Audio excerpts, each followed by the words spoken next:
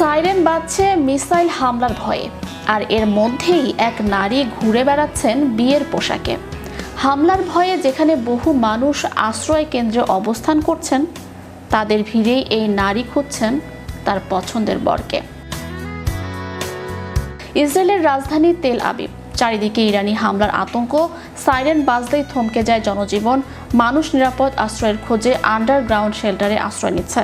পরিস্থিতি এখন এতটাই অস্বাভাবিক যে মানুষ যোগ ব্যায়াম, কফি খাওয়া বা ছোটখাটো পার্টির আড়ালে নিজেদের ভয় লুকানোর চেষ্টা করছে। ঠিক তখনই দৃশ্যপটে এক অভাবনীয় চিত্র। ভিড়ের মধ্যে সাদা ধবধবে বিয়ের পোশাকে হেঁটে বেড়াচ্ছেন 34 বছর বয়সী এক ইহুদি তরুণী মায়ান মারুম। চারপাশে যখন পরিবার, পরিজন আর পোষা প্রাণী নিয়ে মানুষ উদ্বেগ আর উৎকণ্ঠায় দিন গুনছে, মায়ানের চোখে তখন কেবল বিয়ের রঙিন স্বপ্ন। কিন্তু কেন এই অসময় এমন বিচিত্র সাজ? মায়ানের যুক্তি বেশ সহজ কিন্তু গভীর। তার মতে, যুদ্ধের সময় সবচেয়ে নিরাপদ জায়গা হলো এই বোমা শেল্টার। আর সেই নিরাপদ আশ্রয় থাকা সাহসী মানুষের ভিড়েই তিনি খুঁজে পেতে চান তার জীবনসঙ্গীকে। তার বিশ্বাস, যারা এই চরম বিপদেও ভয়কে জয় করে টিকে আছে, তাদের মধ্যেই লুকিয়ে থাকতে পারে তার স্বপ্নের সেই বীর।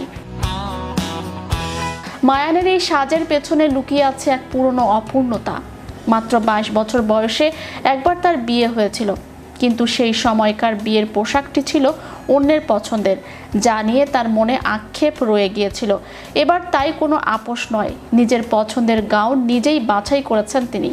যুদ্ধের ডামাডোল তাকে দমিয়ে রাখতে পারেনি। যেখানে অন্যেরা প্রাণ ভয়ে উদ্বিগ্ন, মায়ান সেখানে নিজের পছন্দকে প্রাধান্য দিয়ে খুঁজে ফিরছেন সেই হৃদয়ের মানুষকে।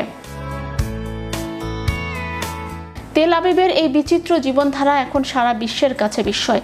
যখন আকাশ থেকে মিসাইল বৃষ্টির সম্ভাবনা থাকে, তখন মাটির নিচে মানুষ জীবনকে উপভোগের আপ্রাণ চেষ্টা করছে। মায়ান সেই অদ্ভুত পরিস্থিতির এক অনন্য প্রতীক। লোকে তাকে অদ্ভুত বলছে, কটু কথা বলছে, কিন্তু এসবে তার ভ্রুক্ষেপ নেই। তার সাফ কথা, যারা এই পরিস্থিতিতেও ভয় পায়, তারা অন্তত তার জন্য উপযুক্ত পাত্র নয়। তার সঙ্গী হতে হবে এমন কাউকে যে মৃত্যুকে তুচ্ছ জ্ঞান করে ভালোবাসতে জানে। মায়ান মারুম প্রমাণ করেছেন যে ধ্বংসস্তূপের মাঝেও প্রেমের ফুল ফুটতে পারে। যেখানে জীবন আর মৃত্যুর ব্যবধান মাত্র কয়েক সেকেন্ডের, সেখানে সাদা গাউন পরে এক তরুণীর বর খোঁজা কেবল খামখেয়ালি নয়, বরং তা প্রতিকূলতার বিরুদ্ধে এক নীরব প্রতিবাদ।